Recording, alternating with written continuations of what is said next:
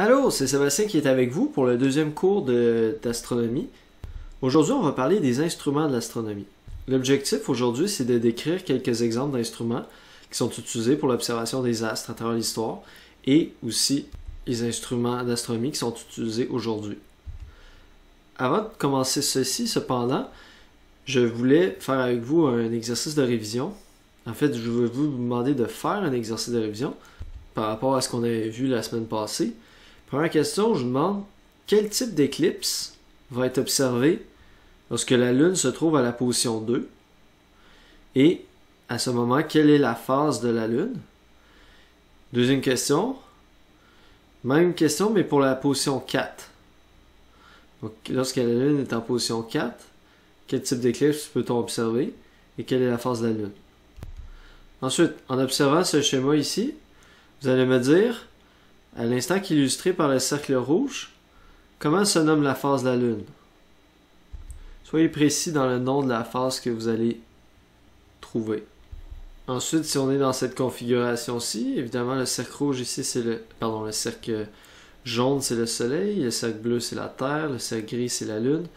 Si on est dans la position qui est représentée par un X ici sur la Terre, quelle phase de la Lune on va observer? Et même chose dans cette configuration-là, si on est ici à la position X, quelle phase de la Lune on va observer? Corrigerons ensemble ces exercices la semaine prochaine, mais c'est très important que vous le travaillez par vous-même. C'est vraiment comme ça que vous allez apprendre. Commençons maintenant la matière de cette semaine. Le premier instrument dont je veux parler, ça s'appelle le gnomon. C'est un nom assez particulier. C'est pas un mot qu'on entend très souvent. Mais c'est un instrument très intéressant. En fait, c'est l'ancêtre, on peut dire c'est l'ancêtre du cadran solaire. Ça consiste simplement à un bâton qui est posé verticalement sur le sol. Donc, en apparence, c'est très primitif, mais ça demeure quand même très utile. Parce que ça permet de mesurer deux choses. D'une part, ça permet d'avoir une estimation de l'heure, comme une horloge solaire. Et d'autre part, ça permet de savoir à quel moment de l'année on se trouve. Évidemment, aujourd'hui, ça semble banal. Mais si on se replace il y a des milliers d'années, c'était des informations qui étaient très utiles à savoir. Et c'était le meilleur moyen qu'on avait pour les trouver. Regardons un peu comment ça marche avec l'illustration. Vous avez ici une espèce de représentation schématique du Soleil. Alors le gnomon, ça se trouve à être l'espèce de bâton que vous avez ici. Ça ressemble un peu à un crayon, là. Et ici en noir, vous avez l'ombre du gnomon qui est projetée sur le sol. C'est justement cette ombre-là qui permet de déduire les informations.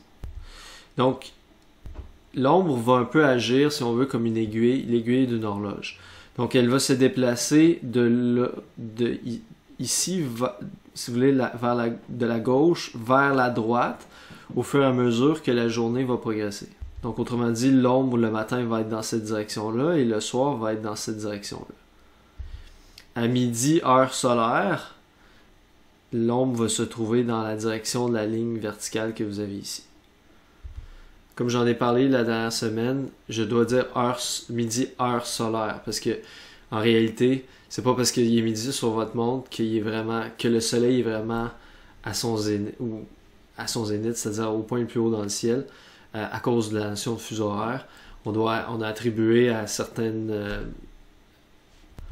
territoire, on a dit, mettons tout le territoire du Québec, c'est la même heure, même si en réalité le soleil n'atteint pas le zénith exactement au même endroit, dépendamment de la longitude à laquelle on se trouve. Ensuite, la deuxième information, ça nous renseigne sur le moment de l'année où on se trouve. Donc, pour une même heure, disons à midi, heure solaire, plus l'ombre du gnomon est courte, plus on est proche du solstice d'été. Donc, autrement dit, lorsqu'on est le jour du solstice d'été, à midi heure solaire, le gnomon va avoir cette taille-ci.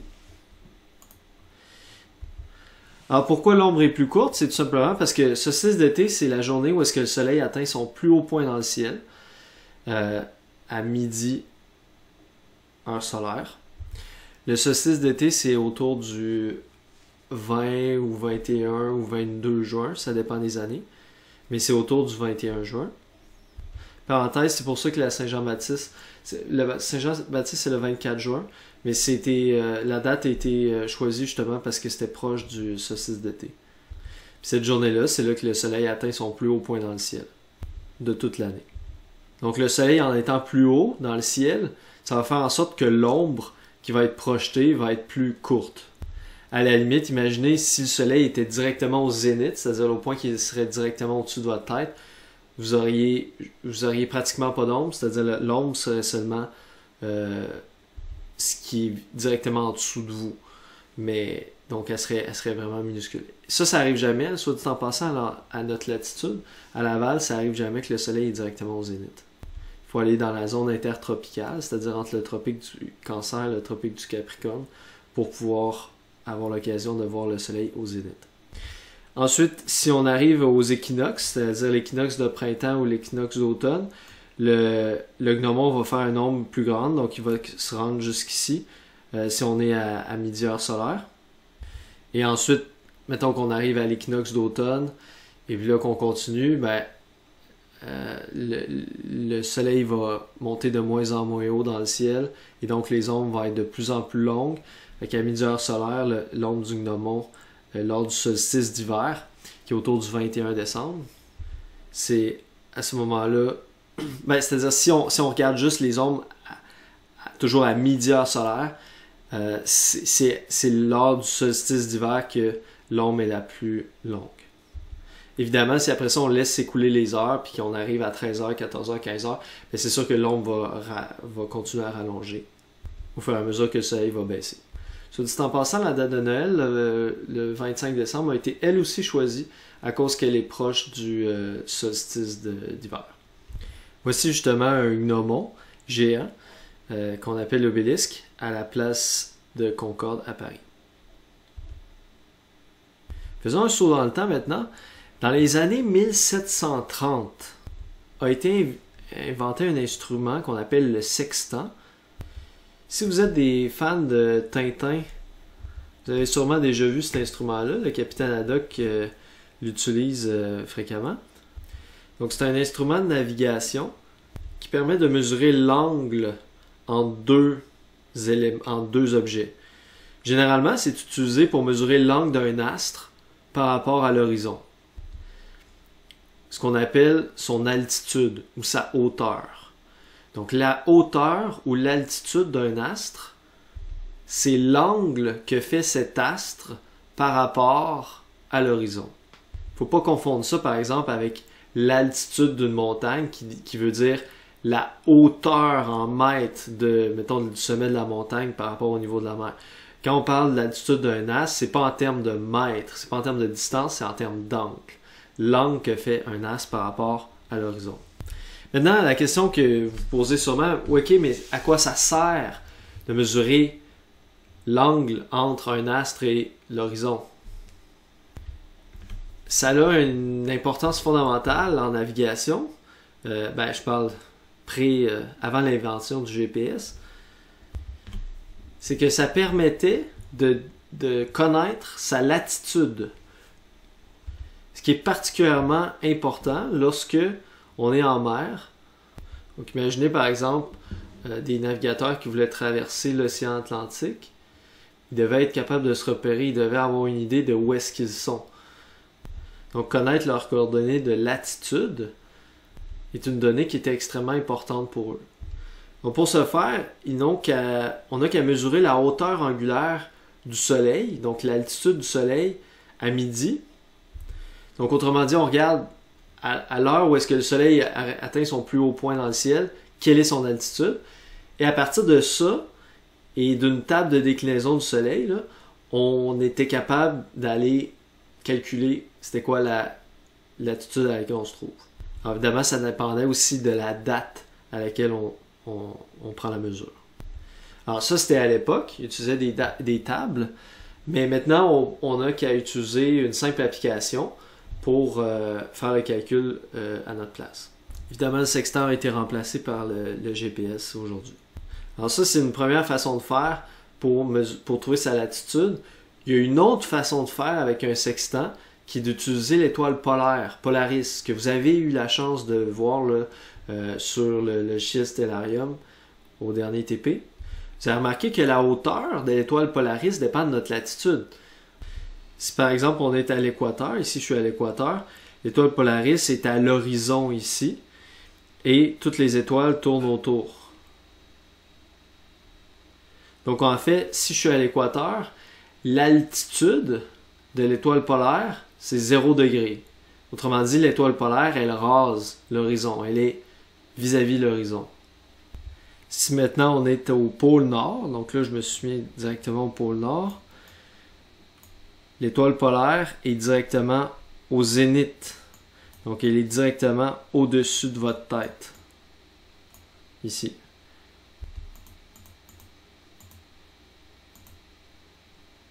Autrement dit, si vous êtes au pôle Nord, vous êtes à une latitude de 90 degrés nord, puis l'altitude de l'étoile polaire, c'est aussi 90 degrés. Donc, autrement dit, il y a 90 degrés entre l'étoile polaire et l'horizon, parce qu'elle est directement au-dessus de votre tête. Autrement dit, l'étoile polaire va toujours se trouver à une altitude égale à votre latitude. Par exemple, à Laval, nous sommes sur une latitude de 48,1 degrés nord environ. 48,1 degrés nord. Ça veut dire que l'étoile polaire se trouve à une altitude de 48,1 degrés environ. Donc elle est environ à 48 degrés au-dessus de l'horizon. Autrement dit, avec votre sextant, si vous mesurez l'angle entre l'étoile polaire et l'horizon, vous pouvez directement déduire votre latitude, sans même avoir à faire de calcul. Voilà, par exemple, pourquoi on vous a dit lors du dernier TP à quel point c'était important d'être capable de repérer l'étoile polaire. C'est vraiment le point de repère le plus important pour se repérer dans le ciel. Voici par exemple un officier de la Royal Navy qui utilisait un sextant en 1942. Maintenant, quand on passe d'instruments d'observation astronomique, on pense tout de suite au télescope. Donc, on va arriver au télescope. Mais avant de parler du télescope, il faut parler du spectre électromagnétique. Qu'est-ce que ça veut dire? D'abord, il faut savoir que la lumière, c'est une onde électromagnétique. On n'entre pas dans les détails de ce qu'est fondamentalement la lumière, mais en gros, c'est comme un champ magnétique puis un champ électrique qui se déplace dans l'espace. C'est ça la lumière. Toutes les ondes électromagnétiques voyagent à une vitesse d'environ 300 000 km par seconde. Faites attention, pas 300 000 km par heure, km par seconde. 300 000 km par seconde, ça correspond à plusieurs fois le tour de la Terre. Donc c'est comme si la lumière faisait les tours autour de la Terre, elle ferait plusieurs fois le tour de la Terre en une seule seconde. Donc c'est une vitesse qui est absolument phénoménale. C'est la plus grande vitesse à laquelle on peut aller. What's that flashing? We're losing our deflector shield. Don't strap yourselves in. I'm going to make the jump to light speed.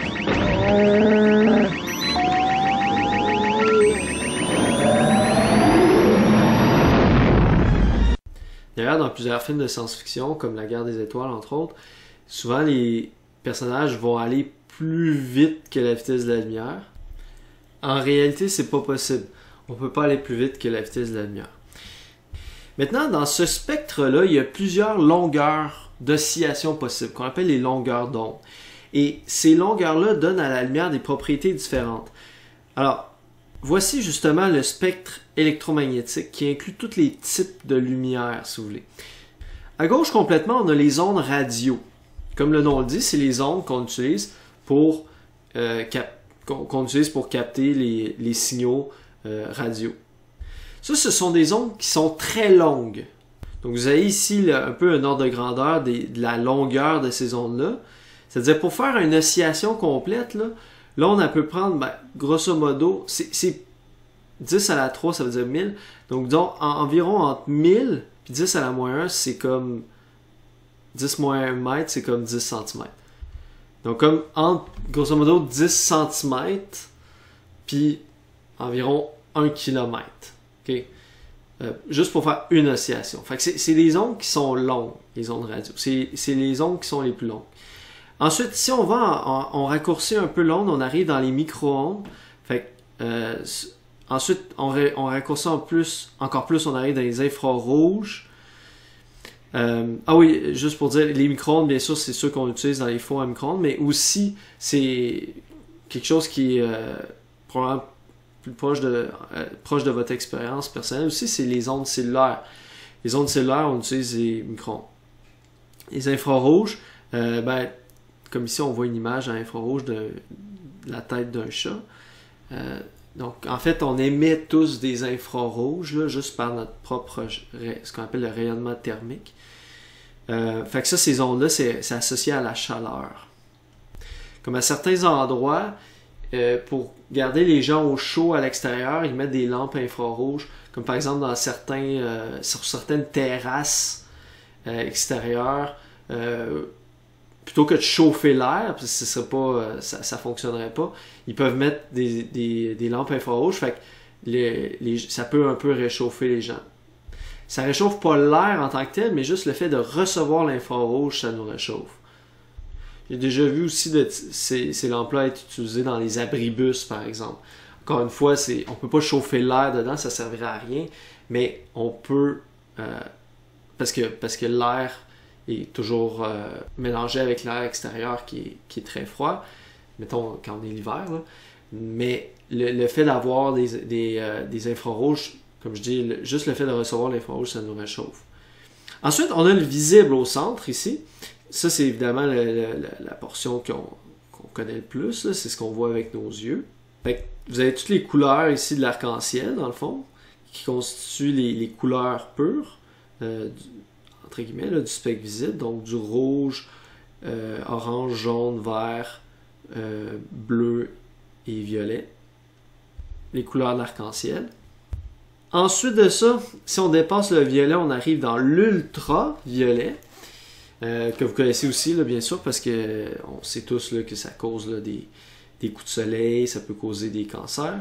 Ensuite, les rayons X, qu'on connaît bien, là, parce que c'est ça qui permet de faire des radiographies, et les rayons gamma, qu'on connaît moins, là, mais c'est des rayons qui sont produits par des atomes radioactifs. Lorsqu'ils se désintègrent, ça émet des rayons gamma.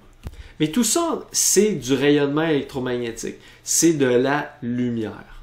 C'est juste différentes sortes de lumière, différents types de lumière, différentes longueurs d'onde.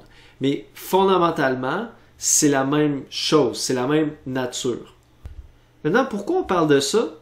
C'est parce que si on veut capter les ondes qui nous proviennent des astres, que ce soit par exemple le Soleil ou des galaxies lointaines, il faut s'assurer que cette lumière-là qu'on essaie de capter, elle est capable de traverser l'atmosphère.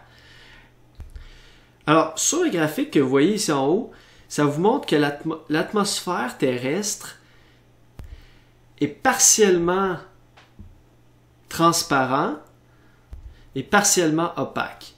Donc, ici, ce que vous voyez ici, le graphique, ça représente l'opacité de l'atmosphère pour les différentes longueurs d'onde du rayonnement électromagnétique. Donc ici, on est dans les petites longueurs d'onde, comme les rayons gamma, ensuite on arrive dans les rayons X, ensuite on arrive ici dans les rayons ultraviolets, et vous voyez ici on a le petit arc-en-ciel, ça c'est le spectre visible. Ce que ça vous montre en fait, c'est que l'atmosphère est complètement opaque aux petites longueurs d'onde. Donc l'atmosphère est complètement opaque aux rayons gamma, aux rayons X, et à la grande majorité des rayons ultraviolets. On sait que l'atmosphère en laisse passer une partie des rayons ultraviolets, c'est la petite partie que vous voyez ici. Donc vous voyez que on décroche du 100% d'opacité un peu avant d'arriver au violet. Fait que juste cette petite partie-là d'ultraviolet qui traverse l'atmosphère, c'est elle qui nous cause des problèmes. C'est elle qui nous cause des coups de soleil, c'est elle qui nous cause, dans certains cas, des cancers de la peau. Fait qu'imaginez ce que ce serait si on n'avait aucune absorption atmosphérique de l'UV. Ce serait vraiment pas cool. Évidemment, c'est un graphique qui est approximatif, puis ça dépend de l'endroit exact que vous trouvez sur Terre. Parce que vous êtes sûrement au courant qu'il existe ce qu'on appelle la couche d'ozone autour de la Terre et qu'il y a des trous dans la couche d'ozone à cause de certaines substances chimiques qui ont été utilisées dans les dernières décennies. Il y a eu, ça a réagi chimiquement avec l'ozone, c'était pas connu à ce moment-là, maintenant on le sait, et c'est pour ça que ces produits-là ont été bannis, mais ça a quand même fait en sorte que l'ozone s'est certaines parties de la couche d'ozone autour de la Terre ont été détruites, sont disparues. Donc à ces endroits-là, on a beaucoup moins de protection par rapport aux rayons ultraviolets. Donc autrement dit, si on se replace, disons dans les années 50 et avant, la couche d'ozone était bien meilleure et il y avait beaucoup moins de risques là, avec les rayons UV. Cela dit, il y a toujours une certaine partie des rayons UV qui ont traversé l'atmosphère. Mais là où l'atmosphère devient vraiment très transparent, c'est au moment où est-ce qu'on arrive dans le rayonnement visible. C'est ce que vous voyez ici. Donc ici, on a une fenêtre de transparence très grande. Évidemment, c'est extrêmement important. C'est ça qui nous permet de voir. C'est important que la lumière visible traverse l'atmosphère, sinon on ne verrait rien. Dans le fond, on n'aurait pas de lumière. Autrement dit, c'est comme si ça serait tout le temps la nuit, là. Ça serait tout le temps obscur. Après le spectre visible, on arrive dans l'infrarouge. Dans l'infrarouge, vous voyez que l'atmosphère est encore très transparent. Donc, il laisse passer là, la grosse partie de l'infrarouge. Puis d'ailleurs, c'est les infrarouges là, qui nous arrivent du soleil et qui restent pris dans l'atmosphère à cause des gaz à effet de serre. C'est ça qui cause l'effet de serre. Fait qu'ici, on est encore dans l'infrarouge. Puis ensuite, on arrive ici, ensuite, l'atmosphère devient très opaque. Et là, on arrive encore dans une autre fenêtre de transparence quand on arrive dans les micro-ondes et dans les ondes radio. Donc, c'est comme les trois grandes fenêtres de transparence de notre atmosphère. C'est le rayonnement visible, les infrarouges et les micro-ondes et ondes radio. C'est pas toutes les ondes radio. Vous voyez qu'à partir d'une certaine longueur d'onde, l'atmosphère redevient opaque. Mais l'atmosphère laisse passer une bonne partie des ondes radio. Et c'est ça qu'on utilise pour les radiotélescopes. On va y arriver dans un instant. En passant, le fait que l'atmosphère soit transparent au micro-ondes, c'est ça qui nous permet de recevoir le signal GPS. Donc, que les satellites qui se trouvent comme en haute atmosphère, que ces satellites-là puissent communiquer avec la surface de la Terre. Il faut que les ondes de communication puissent traverser l'atmosphère. Donc, c'est important aussi qu'on ait cette fenêtre de transparence-là des micro-ondes. Fait qu'on peut exploiter ces trois fenêtres de transparence-là en construisant des télescopes qui sont soit faits pour capter la lumière visible. C'est la chose la plus naturelle, disons, à faire. La deuxième option, ce serait d'aller vers les infrarouges ou encore d'utiliser les micro-ondes ou ondes radio avec un radiotélescope. Le premier type de télescope que je veux voir avec vous, c'est le télescope réfracteur. Donc celui-ci, comme le nom l'indique, il utilise la réfraction de la lumière. On va voir ce que ça veut dire dans un instant. Ça, c'est un réfracteur qui est illustré ici. C'est une illustration qui date de 1673. Donc ça, c'est dans les premiers télescopes qui ont été construits. À notre connaissance, le premier télescope dont on a connaissance qui a été utilisé pour observer les astres, c'est Galilée, qui a construit une lunette à partir de lentilles. Donc c'était un télescope réfracteur. Soit dit en passant, c'est pas celui qui est illustré ici. C'était une lunette qui était beaucoup plus petite. Mais Galilée l'aurait utilisé pour observer les cratères de la Lune. Et il a aussi observé Jupiter et observé que Jupiter avait des lunes, avait des satellites naturels. Et ça, c'était fondamental dans l'histoire de l'astronomie et de la science parce que avant ça, tout le monde disait que la Terre était au centre, c'était le géocentrisme qui prédominait. Puis là, pour la première fois, Galilée a comme ébranlé les colonnes du temple en disant non, il y a d'autres centres de rotation dans l'univers. Puis lui, il voyait bien que Jupiter était un centre de rotation. Il y avait des satellites qui tournaient autour, si vous voulez, des lunes. Mais c'est le télescope maison qui s'était construit qui lui a permis d'observer ces lunes-là. C'était pas visible à l'œil nu. Il y a eu énormément de problèmes associés à cette découverte-là. Parce qu'à l'époque, science et religion étaient très très mélangées. et les chefs religieux avaient un énorme pouvoir. En fait, Galilée a été assigné à résidence. Donc, autrement dit, c'est comme s'il y avait une espèce de couvre-feu, si vous voulez. Puis il devait rester chez lui, un peu comme en prison chez lui. Simplement pour avoir mis en évidence un fait scientifique qui s'opposait aux visions religieuses de l'époque. Ça, c'est une autre photo d'un réfracteur. Alors là, on fait un saut dans le temps. Ça, c'est le 6 mai 1921. Reconnaissez-vous un visage que vous connaissez?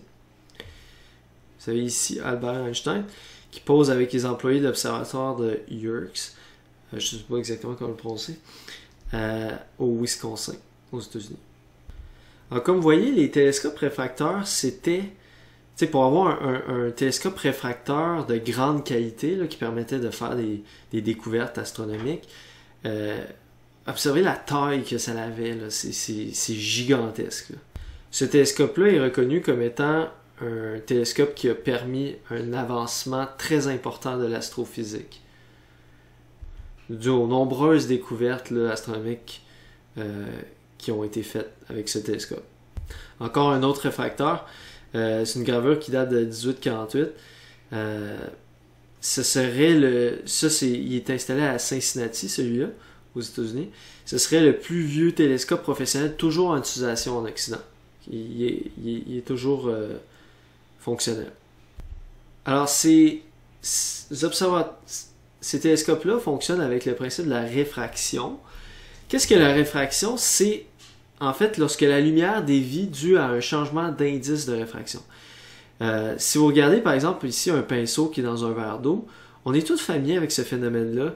Le pinceau a l'air cassé ici, à la jonction entre l'eau et l'air. Et ce phénomène-là ici est dû à la réfraction. C'est-à-dire que la lumière dévie lorsqu'elle passe de l'eau à l'air.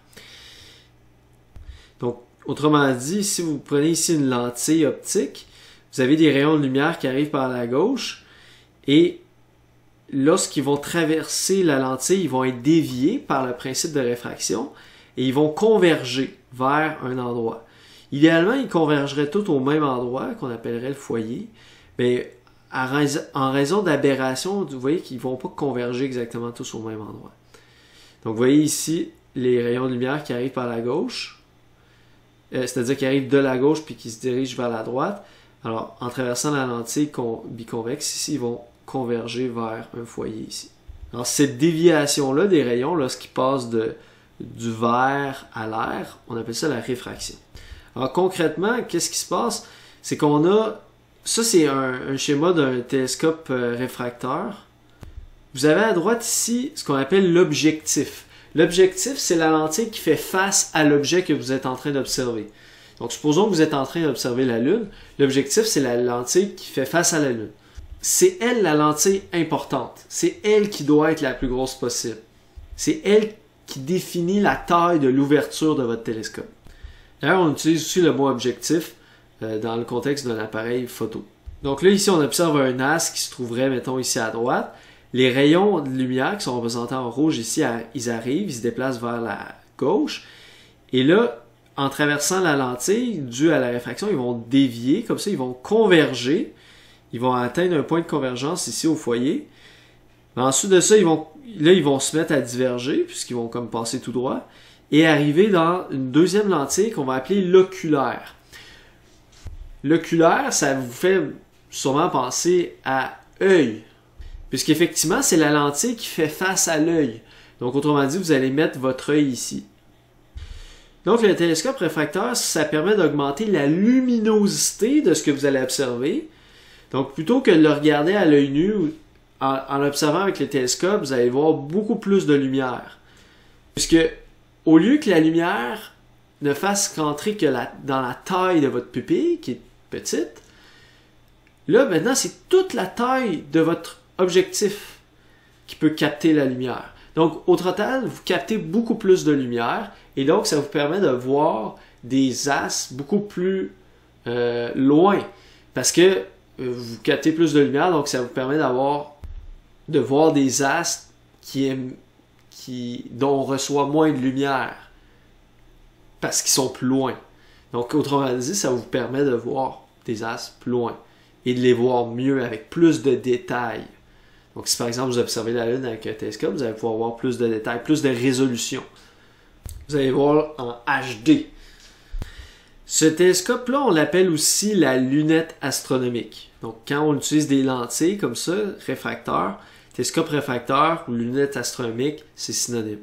En plus d'augmenter la luminosité, ça augmente aussi la taille apparente des objets, donc ça crée un grossissement.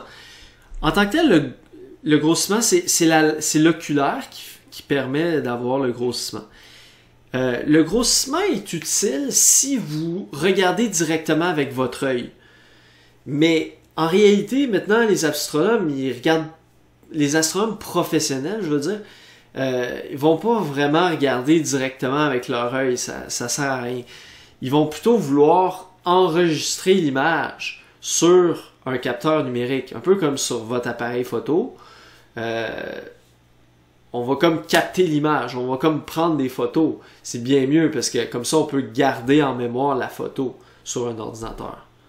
Et ensuite, on peut la visualiser simplement sur un écran, un moniteur. Alors, si on est dans un contexte où est-ce que justement, on n'utilise pas d'oculaire, puis on met plutôt un capteur numérique ici, ce qu'on appelle un capteur CCD. À ce moment-là, un capteur de lumière électronique, là. À ce moment-là, la notion de grossissement n'a pas aucune importance. Soit dit en passant, avec une lentille comme ça, l'image va être inversée. Si vous regardez ici, le rayon qui est ici est en haut, puis à la fin, il est rendu en bas. Et inversement, le rayon qui est en bas est rendu en haut. Donc ça vous montre que l'image est inversée. Donc autrement dit, si vous regardez par exemple la Lune avec une lunette astronomique, vous allez la voir à l'envers par rapport à si vous la regardez à l'œil nu. Est-ce que c'est important? Non, aucunement. C'est-à-dire, quand on regarde la Lune, il n'y a pas de haut-bas dans l'univers. Okay? Donc, qu'on la regarde dans un sens ou dans l'autre, ça n'a pas d'importance. Le concept de haut et de bas, c'est vraiment ça l'importance quand on est sur Terre. En passant, pourquoi je dis que le grossissement n'a pas d'importance si on fait juste capter l'image sur un capteur numérique? C'est tout simplement parce que si après ça, l'image, vous la captez sur un... Vous la traitez par ordinateur, vous l'affichez. Après ça, le grossissement, vous pouvez juste le faire avec votre ordinateur. Donc en fait, la résolution de l'image, la qualité, la quantité de détails que vous allez pouvoir observer va seulement dépendre de à quel point votre capteur a une grande résolution. Autrement dit, combien de pixels est-ce qu'il est capable de capter électroniquement. Et ça va dépendre principalement en fait de la taille de l'ouverture. Comme je disais, plus votre ouverture est grosse, plus vous pouvez capter de lumière. Et meilleure va être la résolution. Le télescope réfracteur possède des problèmes fondamentaux. Premièrement, ça mène à des télescopes qui sont trop longs. Vous l'avez vu tout à l'heure. Regardez-moi ça, à quel point c'est vraiment gigantesque. Okay? Fait que c'est vraiment... Ça coûte une fortune à construire. Mais pas juste ça aussi. La lentille que vous utilisez pour l'objectif, ça va être une lentille gigantesque. Comme on disait, plus l'objectif est gros, meilleure est la résolution. Fait que ça vous mènerait à faire, pour avoir un réfracteur de très haute qualité, ça vous amènerait à avoir une lentille gigantesque. Le problème avec ça, c'est que la lentille gigantesque, elle est tellement lourde, n'oubliez pas, c'est un gros morceau de verre. C'est tellement lourd que ça va subir ça a un énorme poids. Ça a un énorme poids, donc ça va se déformer sous l'effet de son propre poids. Et, ça faisant, ça va déformer l'image. Donc, la lentille, se déformant elle-même, elle va déformer l'image, donc l'image va être floue. Donc, c'est ça le problème, c'est que la lentille, elle doit être supportée par son pourtour. Elle ne peut pas être supportée par sa face avant ou sa face arrière, parce que sinon on bloquerait la lentille. Il faut que la lumière passe au travers. Fait qu'on peut seulement la supporter sur son pourtour, puis c'est ça le problème. Et c'est pour ça qu'elle va se déformer. On peut pas la supporter pour empêcher qu'elle se déforme. Donc ça, c'est un problème vraiment fondamental avec les télescopes réfracteurs. Ensuite de ça, il y a un autre problème fondamental, c'est un phénomène qu'on appelle l'aberration chromatique. Chroma, ça veut dire couleur. C'est qu'en fait, quand vous avez les rayons de lumière, imaginez ici les rayons de lumière blanche, donc qui incluent toutes les couleurs, quand ils arrivent pour traverser la lentille, ce qui va arriver, c'est que les différentes couleurs ne vont pas converger au même endroit. Vous voyez que le violet va converger plus vite, ou si tu veux, sur une plus petite distance, et le rouge va converger sur une plus longue distance. Et ça fait en sorte que si, mettons, vous dites, OK, je mets mon écran ici, ou je mets mon capteur ici, vous n'allez pas avoir un point de lumière comme vous devriez l'avoir théoriquement, mais vous allez avoir une tache de lumière, comme vous voyez ici. Donc ça va faire en sorte que votre image va être floue. Et il va y avoir tout un dégradé de couleurs, une espèce d'arc-en-ciel à un endroit où il devrait juste avoir un point de lumière. Donc ça limite la qualité puis la résolution des images qu'on peut obtenir. Donc, en bref, c'est le réfracteur ou la lunette astronomique, c'est super utile pour les astronomes amateurs, par contre. Mais c'est trop limité pour les observations scientifiques professionnelles de nos jours. Mais pour vous, en tant qu'astronome amateur, ça reste que c'est un excellent outil. Le deuxième type de télescope, la deuxième famille, devrais-je dire, de télescope, c'est le télescope réflecteur. Donc, comme le nom dit, lui, il utilise la réflexion de la lumière par des miroirs plutôt que des lentilles. Donc, vous avez ici un télescope réflecteur qui est utilisé par des astronomes amateurs. Vous avez ici en bas un télescope réflecteur professionnel. Ça ici, c'est une photographie d'un miroir primaire d'un télescope géant. Donc, vous voyez, c'est un miroir gigantesque. Soit dit en passant, quand on a un miroir comme ça, c'est très compliqué à polir. Le miroir du télescope spatial Hubble a pris des années à polir. Donc, encore une fois, le réflecteur permet d'augmenter la luminosité et la taille apparente des objets. Mais comme on disait tout à l'heure, c'est vraiment l'aspect augmenter la luminosité, augmenter la résolution qui est important. La taille apparente, ça c'est seulement si on le regarde directement à l'œil avec un oculaire. Donc, on utilise un miroir ou une combinaison de miroirs. Généralement, on utilise une combinaison de miroirs. Donc, vous avez ici un télescope de type Newton. C'est comme comme je disais, réflecteur, c'est comme une famille de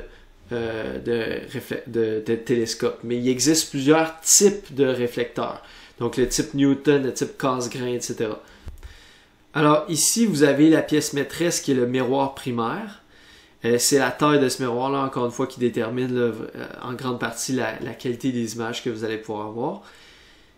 Donc, les rayons de lumière, représentés en rouge ici, arrivent sur le miroir primaire, vont être déviés, vont converger vers un miroir secondaire qui lui-même va redévier la lumière vers, ici, un oculaire, qui va permettre de voir l'image, et vous avez ici l'œil de la personne qui observe.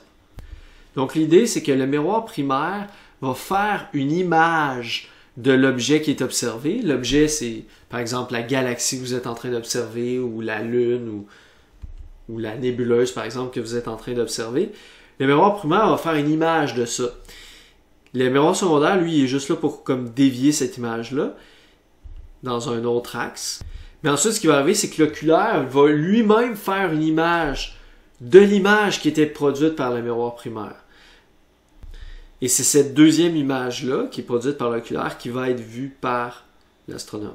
Alors, comme on a dit, pour avoir la meilleure qualité possible de télescope, autrement dit, pour pouvoir voir le plus loin possible, avec le plus de résolution possible, il y a un secret, il y a un paramètre fondamental principal, c'est la taille du miroir primaire.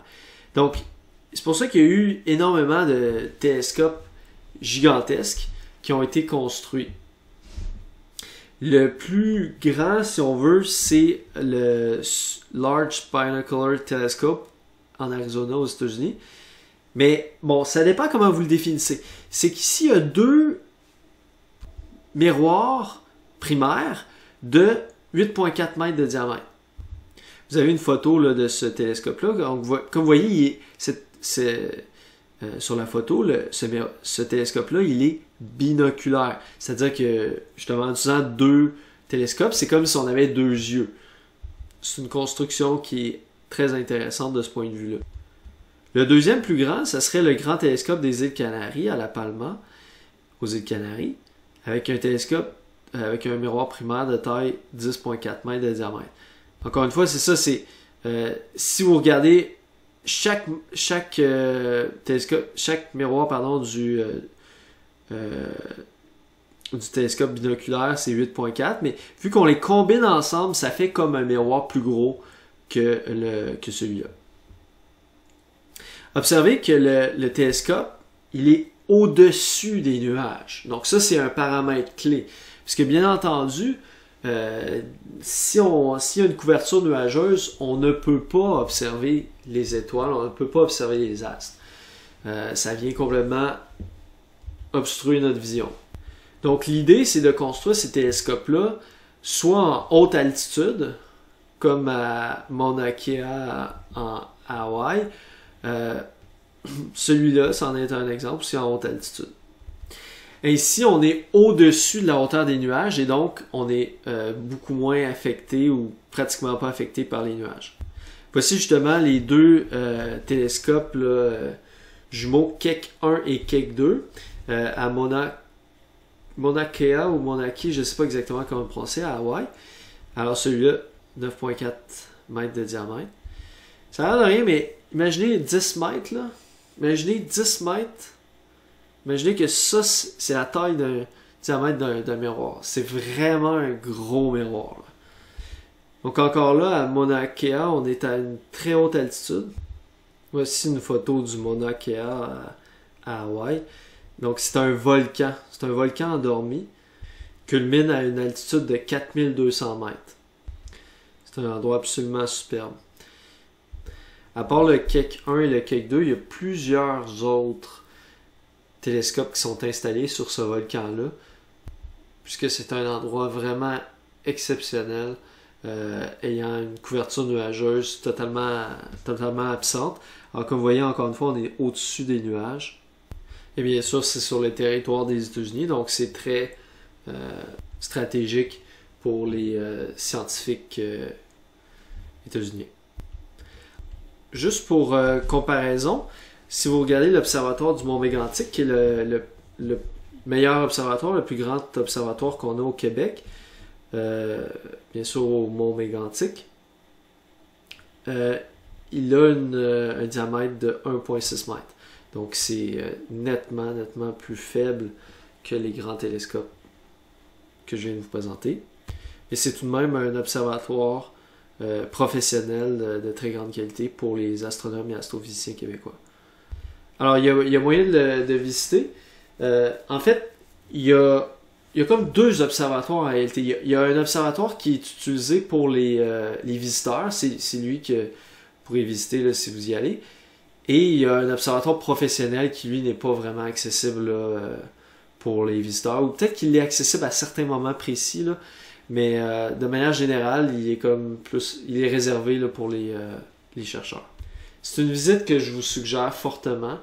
Cette session-ci, on ne peut pas malheureusement là, organiser une visite au Mont Mégantic dû à la pandémie, mais dès que tout ça sera derrière nous, je vous invite si ça vous intéresse vraiment l'astronomie, à aller faire un tour là-bas, c'est splendide.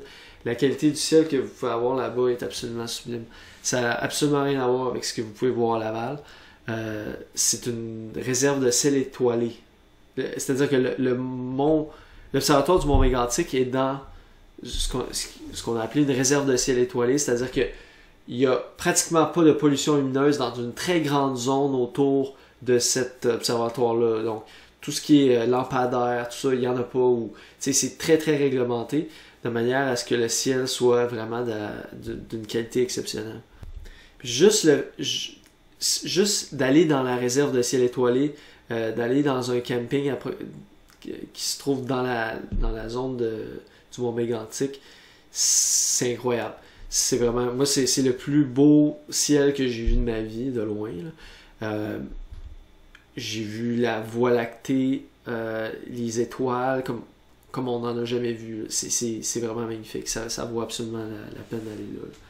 Comme je dis, moi, ce que j'ai encore plus aimé que la visite de l'observatoire comme tel, c'est juste le fait d'être en camping puis de pouvoir voir les étoiles comme vraiment comme je les avais jamais vus, là. Moi, c'est vraiment ça qui m'a le plus frappé. Malheureusement, au moment où j'étais allé à l'observatoire, il y avait des nuages cette journée-là, donc c'est un paramètre sur lequel on n'a pas de contrôle. C'est la raison pour laquelle ça vaut pas la peine de faire des télescopes géants au Québec, là, parce que on n'a juste pas le climat qu'il faut pour ça. Il y a très souvent des couvertures nuageuses, donc c'est vraiment pas le meilleur climat là, pour faire des observations astronomiques. Avec l'endroit où se trouvent les grands télescopes, là, donc comme je disais, Mauna Kea à Hawaï, il y en a beaucoup, là. En plus du Keck, il y a Subaru, Gemini North. Sinon, dans le désert d'Atacama au Chili, comme je disais ici, des endroits qui sont exceptionnellement sèches. Ici en Afrique du Sud, ici en Australie, puis dans les îles Canaries ici. Maintenant, question pour vous, pourquoi les observatoires sont construits en haute altitude comme à Mauna Kea ou à Mauna Kea, et même dans l'espace, dans le cas du télescope spatial Hubble? Alors, j'ai déjà fait une allusion à ça par rapport au fait qu'on va être au-dessus des nuages. Mais en fait, il y a une autre raison aussi. Il n'y a pas juste les nuages qui causent problème en astronomie. Il y a aussi les perturbations atmosphériques qui causent problème. Alors, si vous regardez ici, mettons que vous avez l'astre que vous voulez observer. Donc, l'astre émet certaines ondes, okay, certaines lumières. Alors, ici, ça représente, dans le fond, ce qu'on appelle le front d'onde qui est envoyé par l'astre, qui n'est pas distordu, okay, qui est en parfait état. Lorsqu'il va traverser l'atmosphère, ce qui va arriver, c'est que ce front d'onde-là va comme être perturbé. Il va être distordu. Et donc, il va arriver, puis l'image que vous allez voir va être un peu floue à cause de ça. Par contre, si vous avez un satellite comme Hubble, un télescope spatial, alors lui étant en dehors de l'atmosphère, il va pouvoir capter le front d'onde dans son état d'origine. Et donc, va permettre d'avoir une image de meilleure qualité, plus nette. À droite, vous avez une illustration un peu de l'effet de l'atmosphère. Ça, c'est une photo de la Lune, là, qui est très très zoomée. Vous voyez un peu vous voyez que ça bouge un peu. Okay? C'est un peu comme si c'était du jello, là. Mais évidemment, c'est pas parce que la Lune est en jello, là. La Lune est fixe, bien sûr. C'est juste que les perturbations atmosphériques, ça fait une espèce de flou qui crée cette espèce de mouvement-là apparent qu'on voit. J'appellerais ça l'effet barbecue. Là. Donc, quand mettons, vous êtes sur le barbecue, c'est très très chaud, puis au-dessus du barbecue, l'air qui est très très chaud, ça va créer comme des perturbations. Hein. Vous avez sûrement déjà observé ça. Là. Ça va créer il va y avoir une espèce de flou là, ou une espèce de mouvement, si on veut, dans la lumière qu'on reçoit vis-à-vis l'air qui est très chaud, là, qui est en train de monter. C'est un peu similaire à ça. C'est des perturbations dues au passage dans l'atmosphère, puis ça fait en sorte que l'image elle bouge. Mais étant donné qu'elle bouge, on peut pas aller la capter avec une aussi grande netteté qu'on voudrait. Parce que l'idéal, ça serait de capter l'image puis d'en faire une longue exposition. Parce qu'en faisant la plus longue exposition possible, on peut capter le plus d'images possible, le plus de lumière possible. Donc, on peut capter un objet céleste qui serait plus loin en faisant une longue exposition, parce qu'on pourrait capter plus de lumière au total. Mais le problème, c'est que si on fait une longue exposition, puis qu'on a de la perturbation atmosphérique, puis là, ça bouge sur notre récepteur, ben, on va avoir une image qui est floue. Donc, d'où l'intérêt d'aller le plus en altitude possible. C'est sûr qu'à Mauna Kea, oui, il y a encore de l'atmosphère, mais juste le fait d'être très haut en termes d'altitude, ça diminue quand même la couche d'atmosphère que la lumière a à traverser pour se rendre au télescope. Mais bien sûr, la solution ultime, c'est d'aller mettre le télescope directement dans l'espace. pour s'affranchir complètement de l'atmosphère. C'est ce qu'on fait avec le télescope spatial Hubble. Et c'est pour ça que le télescope spatial Hubble, c'est de loin le meilleur télescope qu'on a sur Terre. Même si ce télescope-là est beaucoup plus petit que les télescopes géants dont je viens de vous parler. Donc, on parle d'un diamètre de 2,4 mètres versus, tout à l'heure, on parlait des diamètres pour les plus grandes autour de 10 mètres. Donc, c'est un diamètre beaucoup plus petit, mais malgré ça, il nous donne des bien meilleures images, juste parce qu'on réussit à s'affranchir complètement de des perturbations atmosphériques. Fait que vous avez ici une image de Hubble. Il est à 580 km d'altitude. Il a été mis en orbite en 1990. Mais ça, c'est toute une histoire. Si ça vous intéresse, là, vous pouvez peut-être trouver des documentaires là-dessus, mais quand il a été mis en orbite, puis qu'ils ont commencé à regarder les images, c'était tout flou. Complètement flou. Les scientifiques capotaient. Je veux dire, ça a coûté des milliards de dollars. Ça a pris comme je disais, juste polir le miroir principal, ça a pris des années. Je veux dire, c'est un projet titanesque, là. Il y a des gens qui travaillent là-dessus depuis des décennies, là. Puis là, les images sont floues. Ils capotaient. Puis finalement, ils se sont rendus compte que, dans le fond, il était myope. C'est drôle à dire, là, mais Hubble était myope. Donc, il avait mal installé les miroirs de manière à ce que les distances n'étaient pas correctes. Et donc, ça faisait en sorte que l'image était floue sur le capteur. Donc, il a dû avoir des missions dans la spatiale pour aller installer des instruments correctifs, des lentilles correctrices dans le télescope. Et finalement, ça a été réglé en 1992. Ils ont vraiment, tu sais, ils ont rassemblé comme des sommités, là, puis ils ont essayé de voir c'est quoi tous les scénarios possibles, puis ils ont trouvé une solution, puis en 1992, c'était réussi. Alors, à partir de là, on a réussi à avoir des images qui étaient totalement nettes. Pour vous donner une idée de sa précision, il est capable de distinguer deux pièces de 10 cents à 70 km de distance. 70 km, c'est très loin, là. C'est à peu près, mettons, la moitié de la distance entre ici et Trois-Rivières, disons. Donc, c'est très loin, là. Puis à cette distance-là, il est capable de distinguer deux pièces de 10 cents. Fait que c'est une précision vraiment exceptionnelle. Le télescope spatial Hubble a été fait pour capter des images dans le rayonnement visible. Maintenant, comme on disait tout à l'heure, il existe aussi les radiotélescopes qui exploitent les ondes du domaine radio.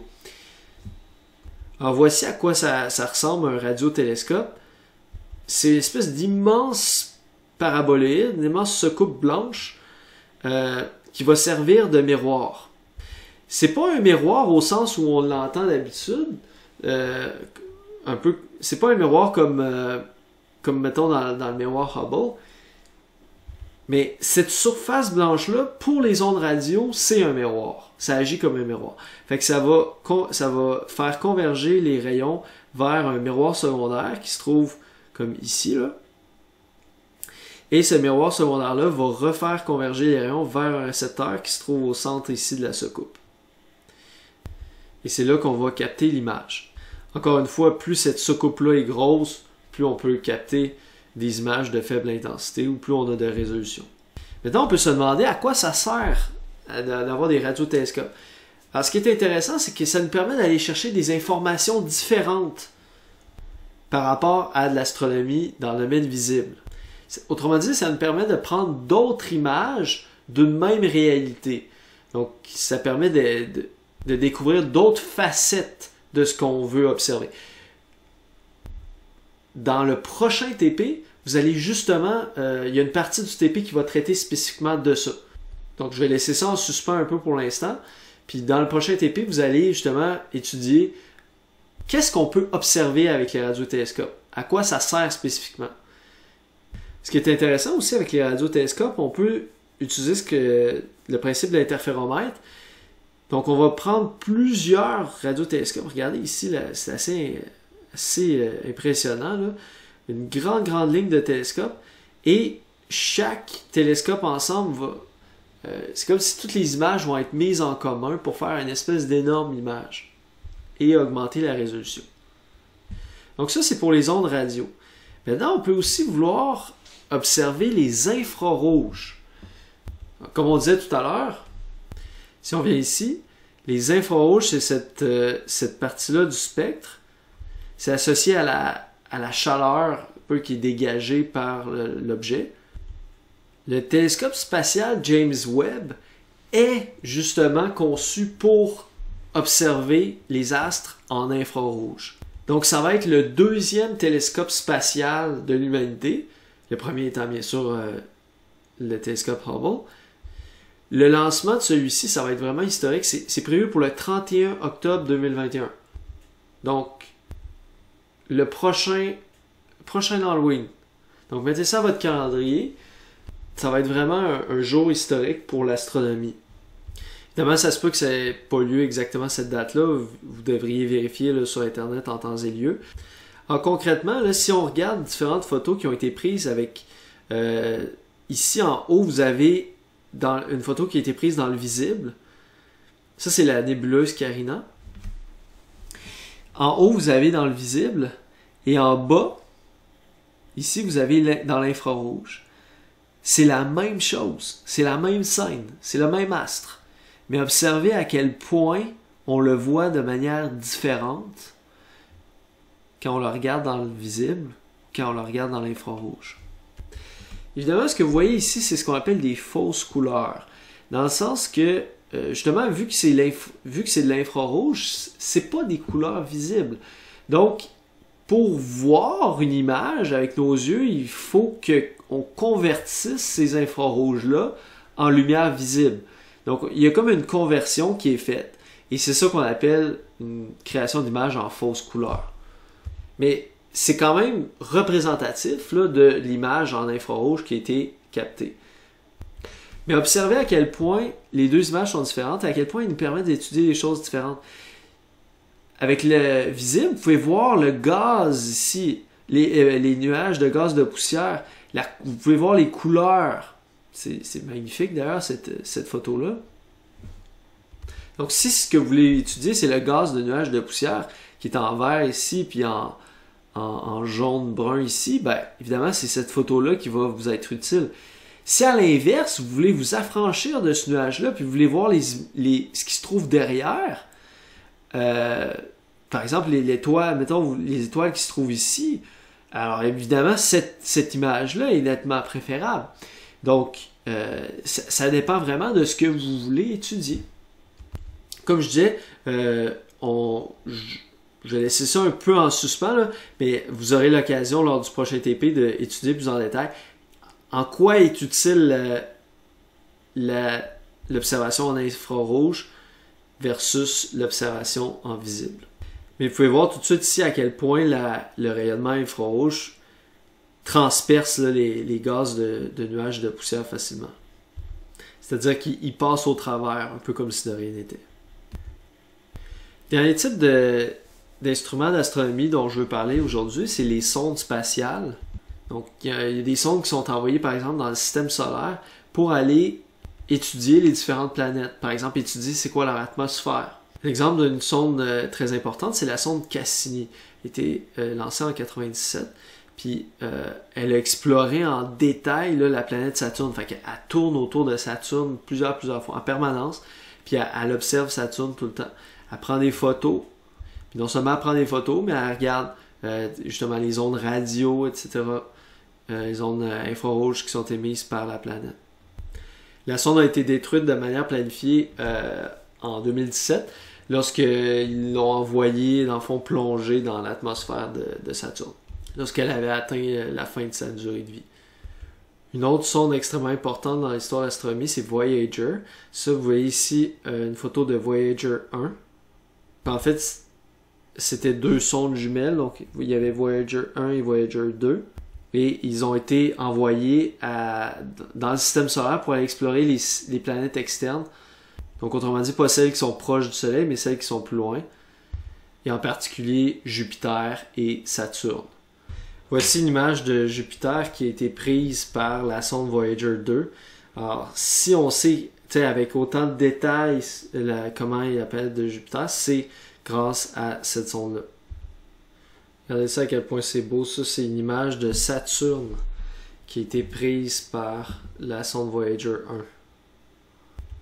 Alors voilà tout ce que je voulais expliquer pour aujourd'hui. J'espère que vous avez aimé apprendre sur les instruments d'astronomie. En fait, j'espère que vous avez appris des choses sur les instruments d'astronomie et que vous partagez mon émerveillement sur la beauté de notre univers.